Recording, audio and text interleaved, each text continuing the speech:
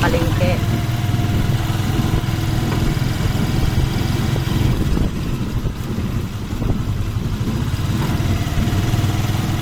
Hindi na kami bumaba, sunod na lang. Hindi pupunta kami sa Daong. Doon sa mga bilihan talaga ng isda. Ayun o.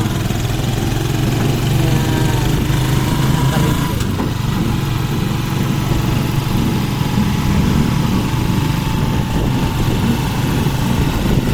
Dati mura dito nung nagkaroon ng pandemic.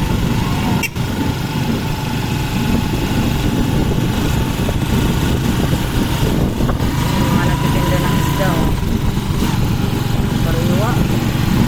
Yung mga nasa tabi-tabi lang may nagtitinda ng isda.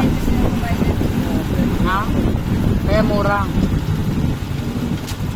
Grabe, bibili talaga maraming isda. Kahit yan sa mga ganyan-ganyan, ano?